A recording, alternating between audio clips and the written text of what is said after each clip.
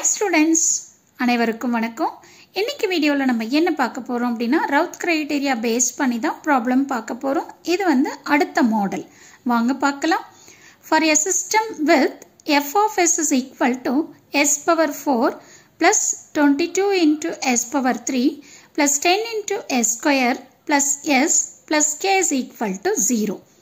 Obtain the marginal value of k and the frequency of oscillations at that value of k.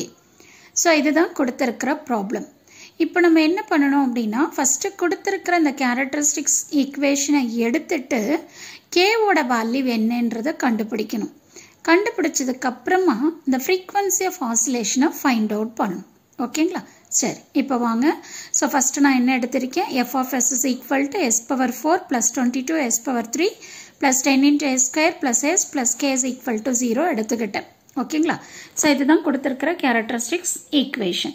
So இதில் இருந்து நான் என்ன பண்ணுறேன் அப்படின்னா இந்த கோஎஃபிஷியன்ஸ் எல்லாம் எழுத போகிறேன். ஸோ எஸ் பவர் 4ஓட கோஎஃபிஷியன்ட் என்ன, a0, அதோட வேல்யூ என்ன வருது, 1ன்னு வருது. அடுத்து வந்து பார்த்தீங்கன்னா a1ஓட வேல்யூ 22, அடுத்து a2ஓட வேல்யூ 10, a3ஓட வேல்யூ 1, a4ஓட வேல்யூ k. ஸோ இந்த கோஎஃபிஷியன்ட்டை இந்த கேரக்டரிஸ்டிக்ஸ் ஈக்குவேஷன்ல இருந்து நம்ம எடுத்து நோட் பண்ணிட்டோம். ஓகேங்களா? ஸோ இதுக்கப்புறம் நம்ம என்ன பண்ணணும் அப்படின்னா ரவுத் அரேவை ஃபார்ம் பண்ணணும். ஸோ ரவுத் அரே எப்படி ஃபார்ம் பண்ணுறதுன்னு உங்களுக்கு நல்லாவே தெரியும். ஹையஸ்ட் பவர்லேருந்து ஸ்டார்ட் பண்ணி அப்படியே எஸ் பவர் 0 வரைக்கும் கொண்டு வரணும்னு சொல்லிட்டு. ஸோ அதனால S power 4, S power 3, S square, S power 1, S power 0 போட்டுட்டோம். ஓகேங்களா?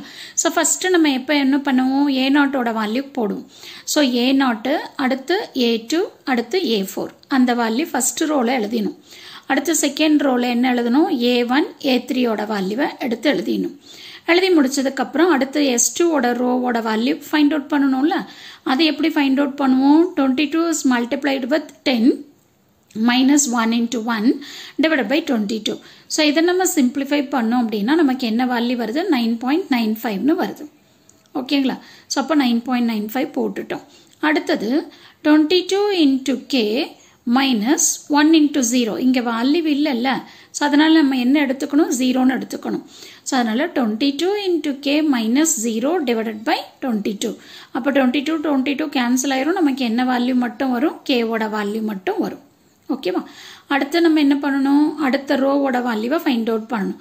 ஸோ அப்போ 9.95 is multiplied with 1 minus 22 into k divided by 9.95 அந்த வேல்யூ எடுத்து எழுதியாச்சு. ஓகேங்களா? அடுத்து நமக்கு என்ன வரும் பாருங்க, 9.95 minus 22k divided by 9.95 எதோட மல்டிப்ளை பண்ண போகிறோம், கேவோட மல்டிப்ளை பண்ண போகிறோம். மறுபடியும் எதால டிவைட் பண்ண போகிறோம், இந்த டேர்மால டிவைட் பண்ண போகிறோம். அப்போ என்ன ஆகும், இந்த டேர்ம் கேன்சல் ஆயிரும், நமக்கு வெறும் k மட்டும்தான் வரும். கரெக்டுங்களா? ஸோ இது எப்படி பண்ணணுன்றது உங்களுக்கு நல்லாவே தெரியும், நிறைய வீடியோவில் நான் பண்ணியிருக்கேன் உங்களுக்கு.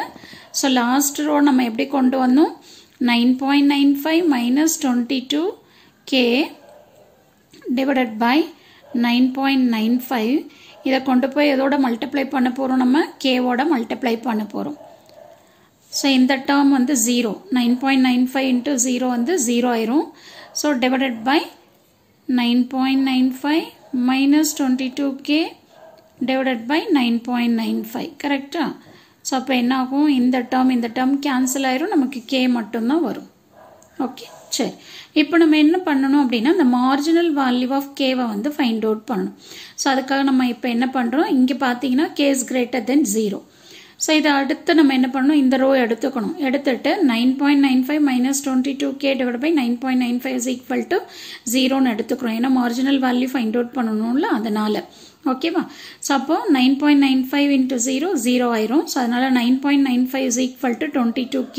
இப்போ இதுல இருந்து k is equal to என்ன வேல்யூ வருது பாருங்க, 0.452ன்னு வருது. ஸோ கேவோட வேல்யூ கண்டுபிடிச்சிட்டோம். கரெக்டா? இப்போ கே கண்டுபிடிச்சதுக்கு அப்புறம் நம்ம என்ன பண்ணணும், இந்த வேல்யூவை கொண்டு போய் இங்கே சப்ஸ்டியூட் பண்ணணும்.